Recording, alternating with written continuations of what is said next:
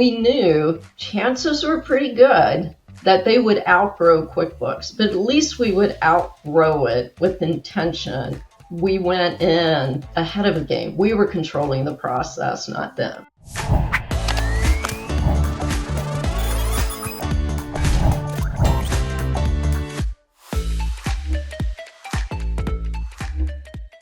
Hello and welcome to the Gross Profit Podcast. My name is James Kennedy. I'm the CEO and co-founder at procurementexpress.com. We take the hassle out of managing your company's spend without buying an ERP, and we're going to talk about that today a little bit. But that's not the main thrust of the conversation. Mainly, we're here to talk with Wendy Laxton from Laxton CFO Services, and we're going to dive into the weird and wonderful world of NGOs and nonprofits. Specifically, something I called, in a rather outdated way, fund accounting, or how to handle restricted and unrestricted funds in an organization, which if you either know what that is and you're super excited right now, or you're already switching off. So you can already know whether you need to keep listening, basically. But let's spice things up a little bit by asking Wendy to introduce herself by telling us something about her that not many people know. Awesome. Well, James, thank you for having me. And okay, the thing that probably most people don't know is that I tried out for the tryouts for the women's Olympic basketball team for the U.S. when I was in high school. So it was a couple levels, but if I'd have been selected at the first tryout, I would have been played on a team that would have been part of the tryouts for the next one. So I don't have to get in often to how many tryouts there were, but just the fact that there was a connection with the Olympics. And I'll tell you one other thing, that if they're a friend in Charlotte, they know I'm a big soccer, European football fan. I follow Chelsea, men and women, and have been a big viewer of the Champions League games this year. So yeah, I'm a little bit of a oddity as an American woman.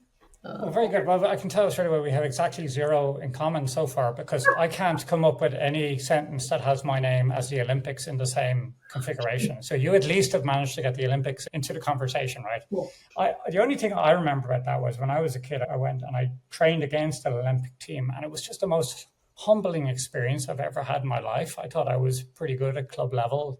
And then I went out and you just realize these guys dedicate their whole, like they give their whole life to this thing, like it was a whole other thing, Yes, in my case, I felt shorter, slower, and not quite as strong, but nonetheless, it was a great experience. Very good. All right. Well, I love that. Anyone who at least gets to the tryouts is a hero in my book. So let's start with that. Okay. So listen, you don't just get to wander onto the Gross Profit Podcast, right? Not any old schmo can come along here. You've got to have the goods. You got to have the credentials. You got to have the experience. So tell us, how did you get to call yourself a fractional CFO? And don't leave out any of the good stuff. How did you get started, and where are you now? Great. Well, I will add to how do you get on such a great podcast, and that's knowing the right people. So one of your former guests was the one that connected us. So thanks to Jeff. How did I become a fractional CFO? Well, I kind of stumbled into the accounting world in college and ended up with a double major in the business school in accounting and computer information systems. And back during that time, I don't have to mention what decade, going into the public accounting sector, at least here in the States, was kind of that expected path. So I went to work right away for KPMG. Before it was called KPMG, one of the predecessor names, but went into audit and spent a couple years in consulting on the East Coast here, South Carolina, North Carolina. After that, spent a little bit of time in small business, tax and accounting. Realized I am not a tax person, not my thing. And then went into industry and spent my formative years as a CFO at a construction company here in Charlotte, North Carolina. It was a construction company owned by a woman. So I was very fortunate to have that kind of mentorship and role model early in my career. So those were kind of my formative years of developing my skill set, my connections, and community awareness, if you will. Very good. Okay. So, my due diligence showed up that you were actually top of your class, right, when you left college. So let's not leave that out. If I was top of my class, I would be telling everyone about it. So I'm going to put that in. And together with your Olympic experience, you're already an all-star, I can tell. I don't know what an all-star is, but it sounds like the right word to use in this context. I'm going to put that on my website, James. Yeah, absolutely. If you don't promote it, no one else will. So Right. now I have to ask about the female-led construction company. That's a standout. So what did you learn from that period? You were there for 15 years, so obviously it was quite successful. I have to be careful as a white male asking these questions, but like, what were the challenges you think you faced because you were a female leadership team, if any, that wouldn't be there if it was a male leadership team? Yeah, great question. As I look back, I don't think I realized the challenges that were going on at the time.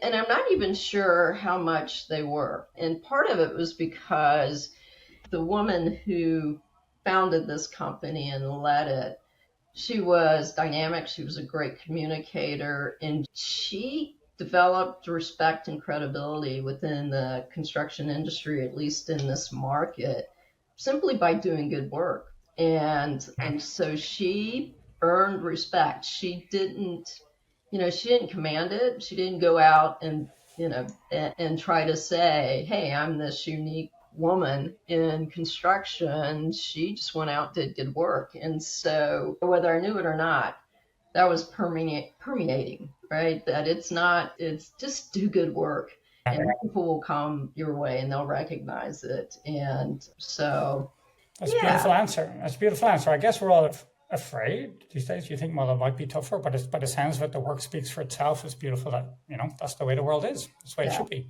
Yeah, I'm sure if you had her on, she could probably tell you some really good stories about some of her own unique challenges. But as a leader of the company, that was just not that's not how she displayed her leadership. So, yeah. Very good.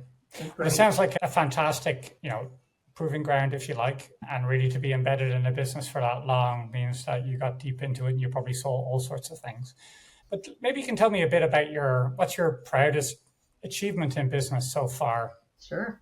I can say there's a number of things I'm really proud of, but the proudest would be starting Laxton CFO Services.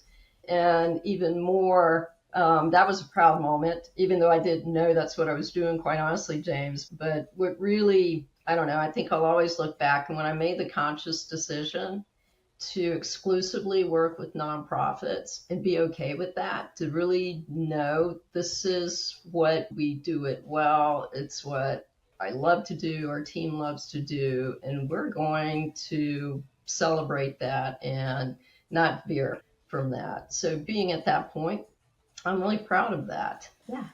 I have to ask a bit about this because, I face it in my own business. Almost every professional, to be honest, I meet has this problem. We all read in the books, you should niche down, you should find your ideal customer, you should go and do it. And basically almost nobody I know ever really does that apart from you, right? So everyone knows, oh yeah, we should find our ICP and we should really work for them. But on top of that, you had to, at the time, now it looks like a genius decision. Let's find out about that later on.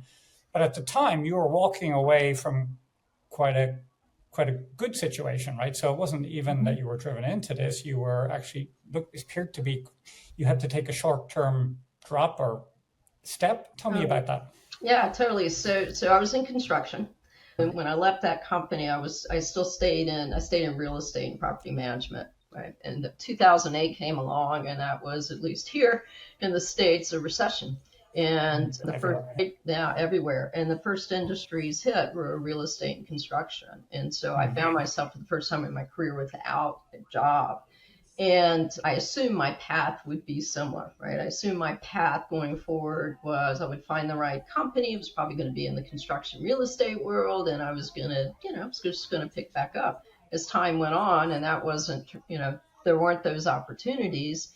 Again, I'll give credit to the woman, my mentor from the construction company. She had part of my professional development was community involvement, right? Whether it was serving on boards, volunteering, etc.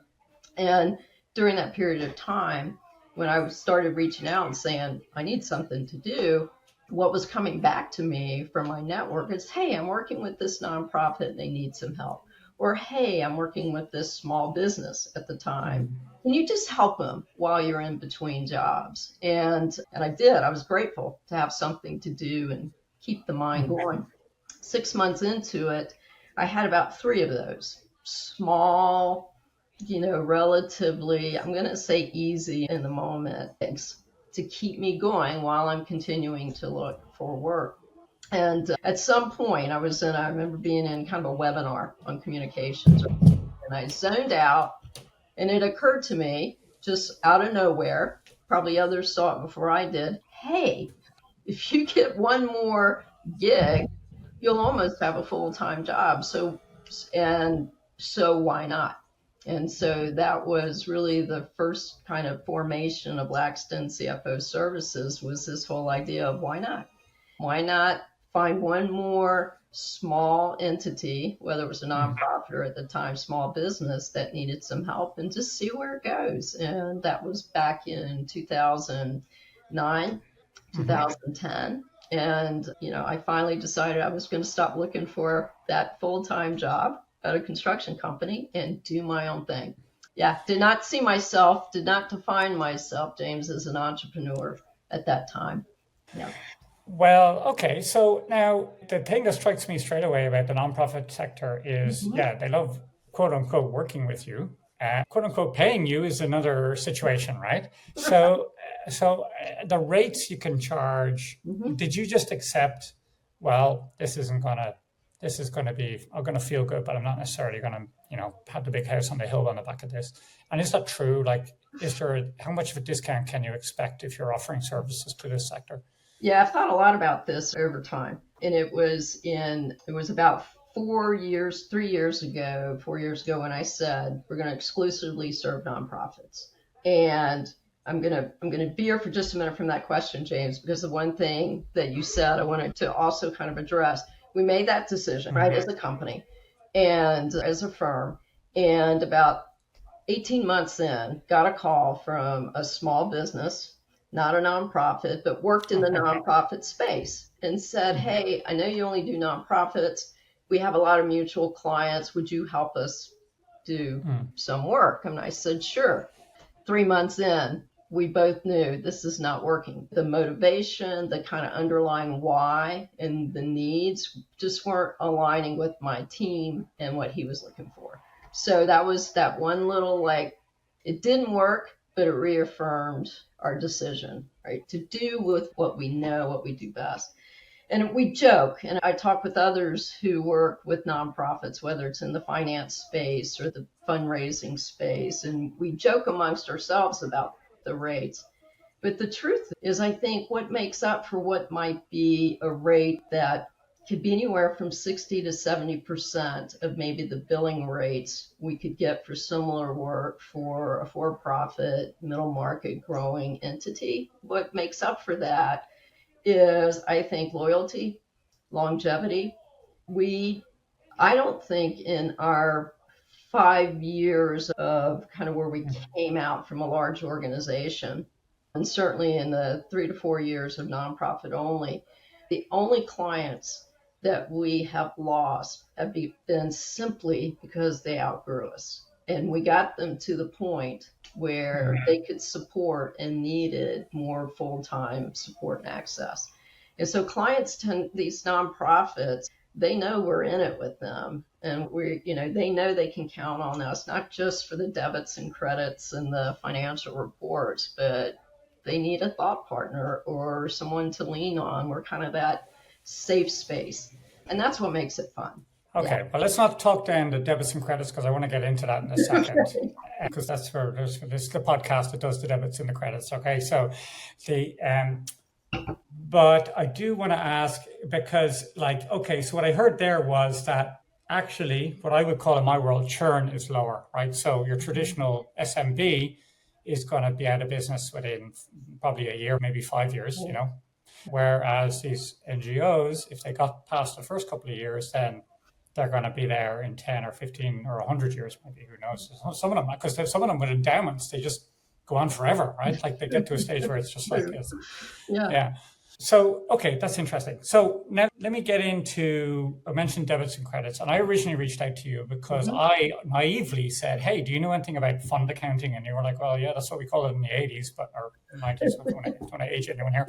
So this is a thing that I'm interested in, and it's to do with, what I called fund accounting was like basically making sure that you're able to, if you're given money for a purpose, is to make sure it gets used for that purpose. So what's the modern interpretation of how people describe that? And is it a solved problem? Is it something that's just easy to do with QuickBooks now? Or what? Give me a primer on what this fund accounting is. Yeah. We did joke last time because I haven't heard that term in a while.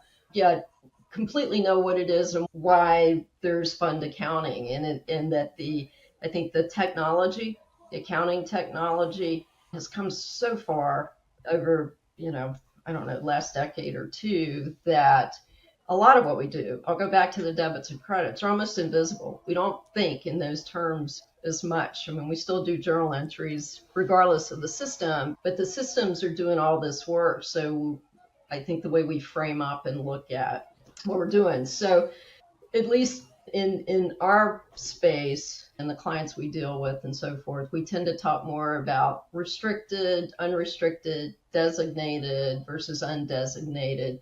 And we're starting to get even more into referring to activities as projects that may even be kind of sub parts of restricted versus unrestricted, or donor restricted versus without donor restrictions. I mean, they're the different terminology. The point is, I take it back to construction accounting. It's cost accounting, right? It's very kind of fundamental. Go back to my college days. It's how do we track, how do we identify and track, and then ultimately report and make sense of activities that are important to the organization. And in the grant world, it's so interesting as technology, this is the Wendy view, right? As technology has made some things easier, I feel like the actual grant management reporting has become more difficult because funders are asking for things in different ways that may not always, they're not the same. One funder wants it a certain way, another funder another way. Right. And so we're still having, we're finding we're doing as much as we can to leverage whatever systems we're using, whether it's a QuickBooks, a NetSuite, an Intact, etc., but we haven't been able to escape the Excel spreadsheet to pull these things out. And so as much as we try to anticipate and build structure for that, I think we have the acceptance and awareness as we still love our Excel for that. Okay. This brings me to an interesting strategy, which I've like to hear you explain, which is sometimes people get NetSuite or get Interact because it's the grown-up thing to do, I guess. And, that's what a real company does. But I'd like you to tell me a story about a time where maybe that wasn't the right decision, and how do you get people on track? Because a lot of people spend a lot of money on these systems, hundreds of thousands of dollars in some case. Even if you're an NGO with discounts, it's still really significant. And sometimes it's like that thing in the corner. My grandfather in the 1980s and 70s, he ran an insurance company. He was MD of an insurance company in Ireland. And he used to get a computer printout from London. It was all this paper, And he used to say, I just get this paper every month. And I what did you do with it? I used to ask him, And he said, I take it and I put it in the bin. And then I keep doing my business, So this thing is still happening today. People still have these systems. And it's like, we have a system. Not sure what it does. But tell me, when you come to a new client that has an ERP, like what's your process for trying to get some value out of it and actually get the control that these funders might be requiring? Sure. Our approach with our clients, when we can, we actually like to engage in an operations assessment and a finance operations assessment when we can, when the client has the space and the resources to allow us to kind of do an assessment of roles, systems, etc. And sometimes we can, sometimes we can't. But in any case, we will never go in telling a client, you have to use our system or, our recommended system. Our idea is to go in and understand how they're using their existing system. Again, whether it's a NetSuite, or an Intact or Financial Edge, some of the other products. And we've seen organizations use these systems beautifully, and we've seen organizations who are not. And in the cases when they're not, it tends to be an organization where the system is simply too big and too complex for the organization. And the thing that tends to happen more often than not is if there's turnover, you have somebody who steps in trying to figure out the system, they don't go through the training, blah, blah, blah, blah. So to give you an example, we worked for a number of years with an performing arts organization here in this area, and they were on one of those systems. And James, to get a report out and understand how they were doing, I mean, I think I'm pretty smart, but I struggled not only with generating the right report out of the system, because you had to use a report writer, et cetera, et cetera. So long story short is we couldn't get the value out of the system. And so we took, at that time, it was the first time we took this approach, and we said to the client, here's what we'd like to do. We'd like to pull you out of this system and let's build from scratch, and let's step out. Let's create a more simple structure, right? And then build back the complexity intentionally over time. And so we took them out of an ERP, and we said, like, we can go out to QuickBooks. And again, here, I don't know if TechSoup is a group here in the States, we can get QuickBooks online you can get the top of the line for like $170 a year as a nonprofit. Low risk from a cost perspective.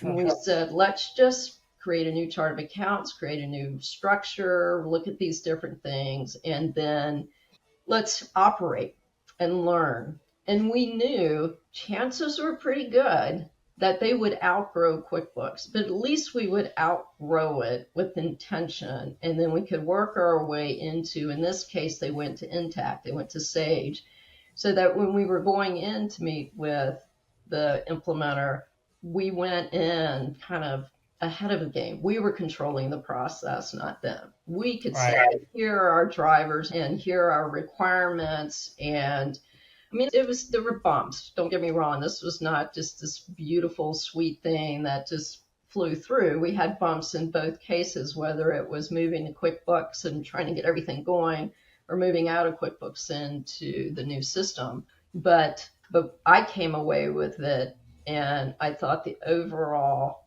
outcome of that strategy worked. And so we've done it with some other clients. Some clients, we keep them in the system because it's working and they're getting the value out of it. But in many cases, we've got one we're putting in a proposal for now, and I suspect, based on what I'm seeing in the data, that may be something that we highly encourage that they do.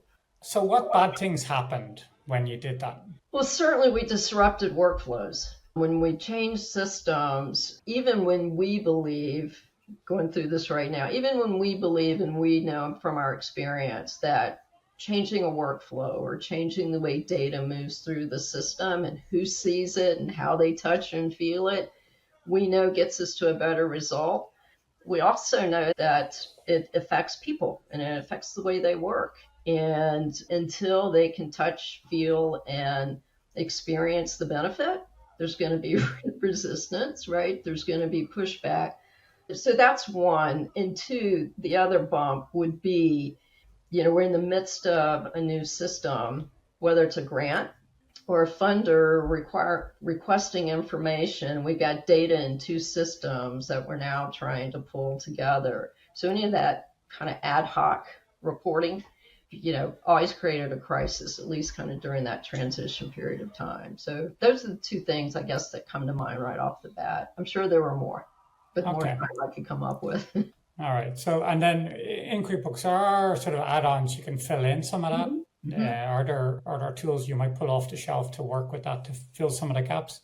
We do. We in the QuickBooks environment, one of our first go-tos is the accounts payable workflow process. Let's get rid of paper.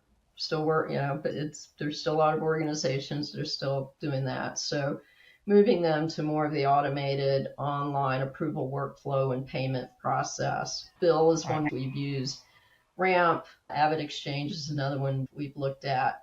Bill is probably the most common, least expensive. And again, I kind of look at Bill as that QuickBooks where let's go simple. We know it. If as we go, our transaction volume and complexity and international needs grow, then there are other options that are, hit a different price point, but will serve it. So that's a big one. Credit card management is another big one. When we solve that one, we are golden with our clients. When we take the hassle of credit card chasing receipts, then we'll use Bill has a yeah, right. It has a, so those are kind of the places that we start. The other application that we often aren't the ones who are controlling. I'll say controlling is going to be the CRM, the development donor database systems. And so that's the development team, and we want to support them. And we look at the development system as the source of truth for all things donors. We don't have a need for our accounting systems, at least with our clients, to hold all that data.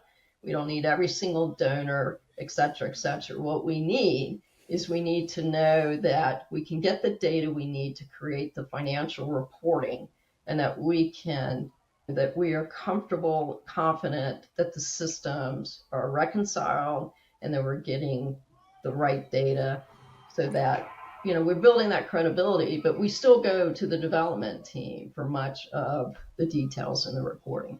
I understand. So a development system, is that the equivalent of like a CRM in a traditional business? It's like contact database. Exactly. Okay, that's their goal. That's the whole goal of the whole organization, that database, right.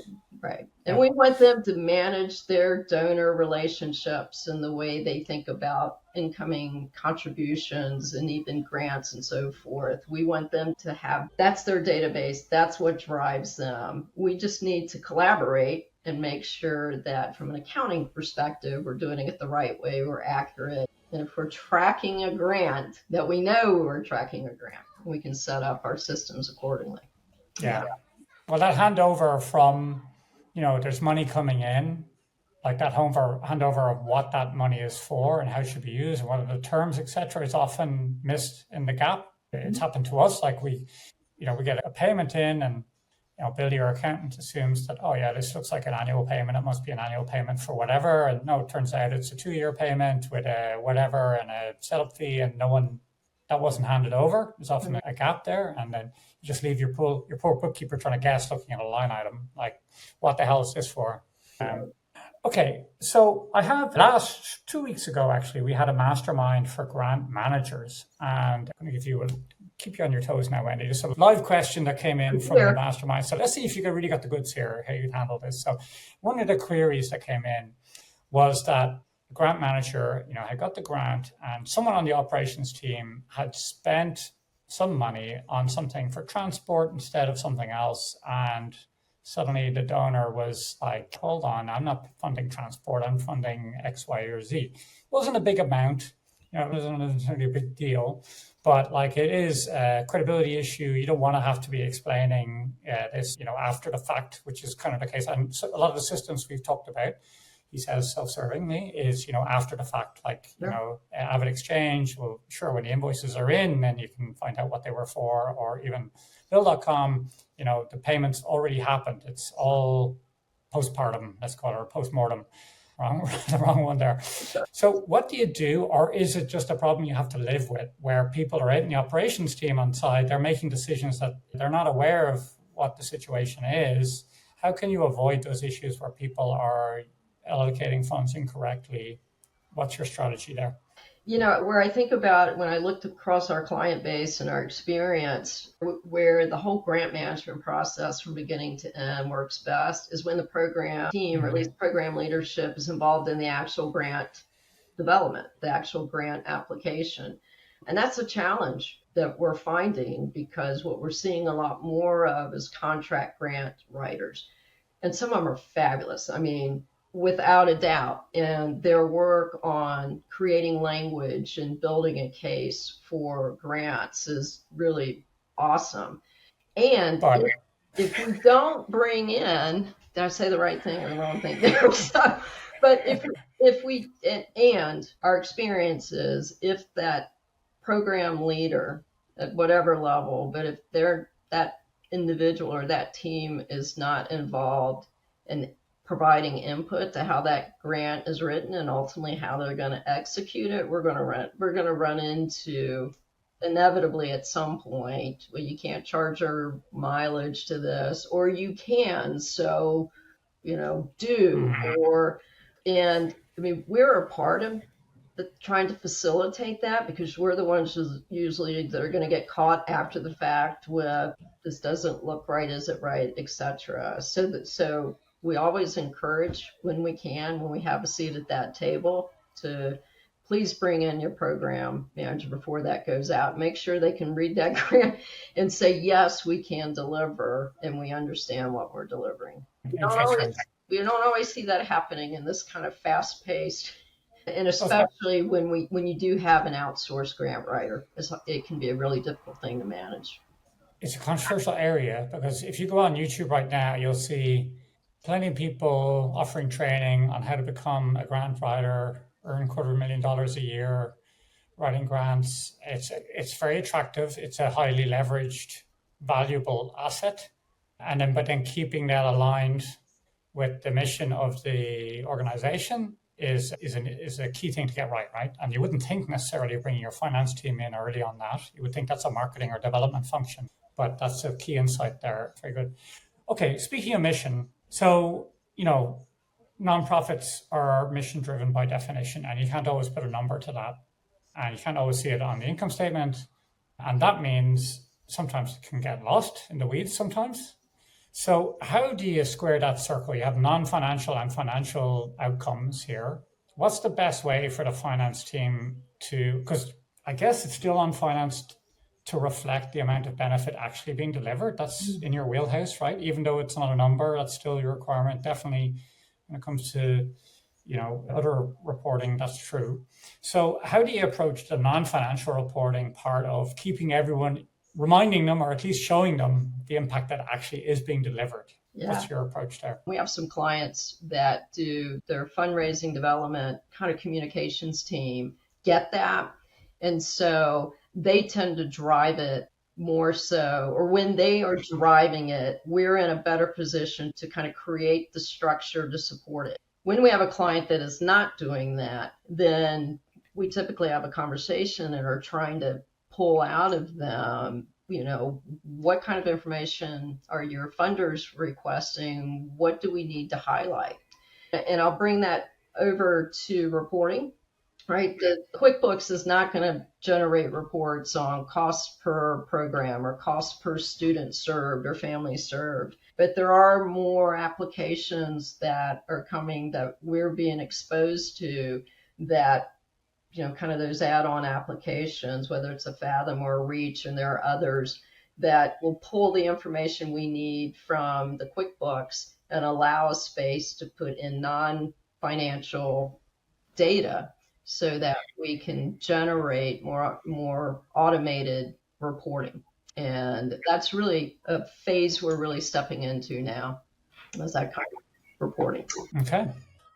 Now you said you were going to talk about your favorite client, but I'm going to ask you the question anyway. Your favorite child. That's the way I say. Who's your favorite child? Which one lives? Let's put it that way. Sophie's Choice. Is that the movie? I must watch that movie. Anyway, so you're probably going to push back on this, but you've alluded it in a little bit. But if I could maybe rephrase it in a slightly different way, like, what's your chef's kiss perfect client? The client you would love 10 more of tomorrow, please.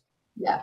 Oh, what a great way to answer that question. And I'll name some, but I will say, what I'm coming to realize is our real sweet spot is an organization that wants the support, recognizes that the financial operations of their nonprofit, whether they're $1 million, 10 million, 50 million, that should be at the leadership table. That the information and the insight coming from the finance function is integral to achieving the mission, right? And, I'm so all of our clients, Ronald McDonald House, Greater Charlotte Symphony, these are a couple of clients that kind of utilized our full range of services, right? We can go into some clients and really what they need from us is more the accounting and bookkeeping. We have some clients that maybe really need a good kind of finance manager controller, and others who maybe only need that CFO suite. When we have the opportunity to kind of plug into all those areas, that's when I feel like the synergistic value really starts to pop. And those are a couple of clients that we do that for. But big brothers, big sisters.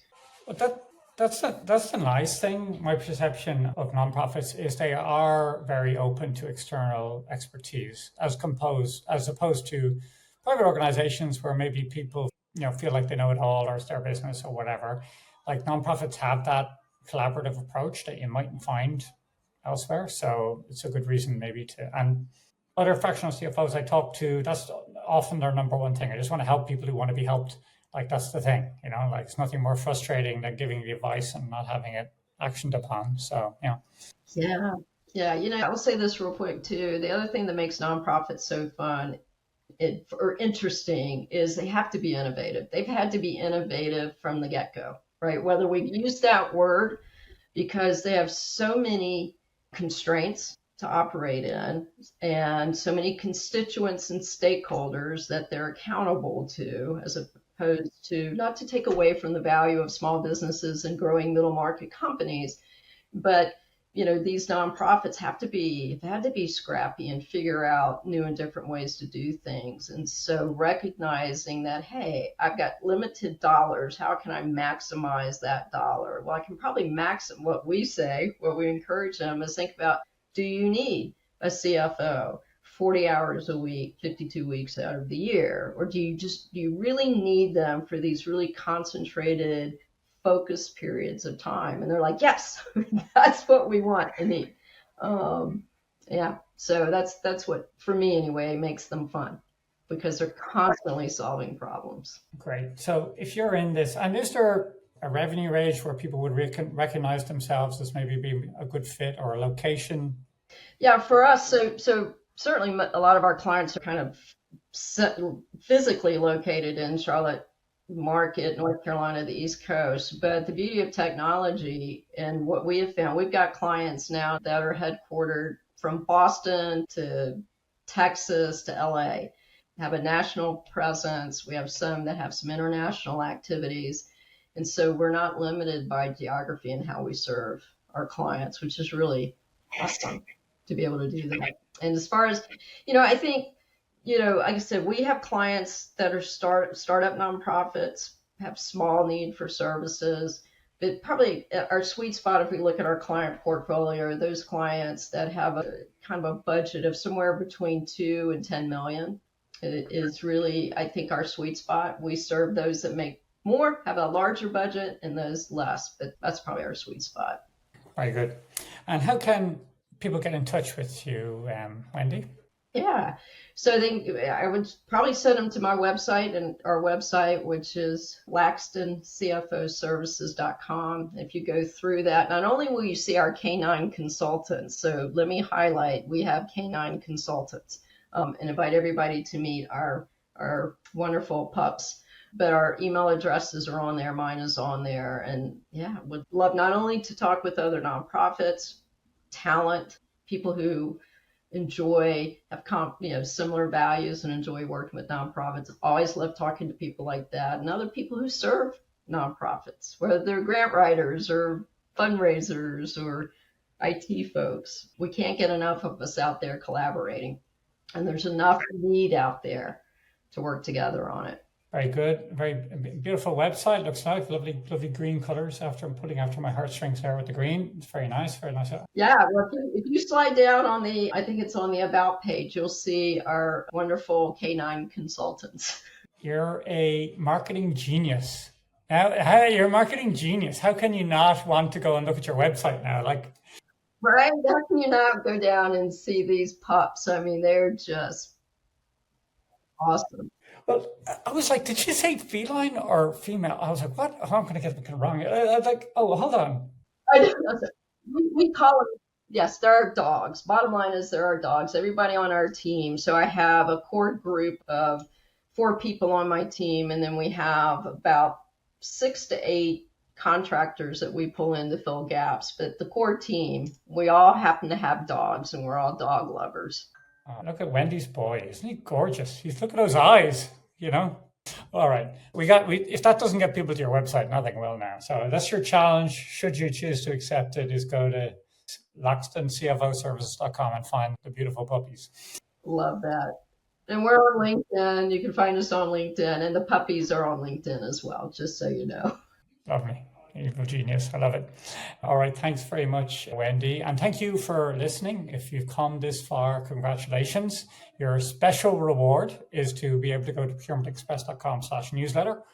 Why would you want to be on our newsletter? Well, I'll give you a really good reason. 3 reasons, actually. So, Wendy, I'll tell you what happened. We ran a newsletter, 50,000 subscribers. No one was opening it. So we decided, well, what do we do here? So we started looking for examples of waste, fraud, and abuse in the press, and we started writing them up. We had Naomi Campbell got caught with her fingers in the cookie jar a couple of months ago, ended up in court. And their misfortune can be your advantage, because you can learn the mistakes that others have made to make sure you don't end up in our newsletter sometime in the future. So even if you're just a bit curious about how people can mess up when it comes to their financial control, I'd recommend signing up for the newsletter. And then you'll also get to keep up in touch with wonderful podcasts like this and fantastic guests like Wendy, and you'll have them straight into your inbox as soon as they're released. So that's your reward. This has been a lot of fun. Thank you very much for coming along and chatting with us today, Wendy. I had a great time, James. Look forward to doing it again sometime on another topic.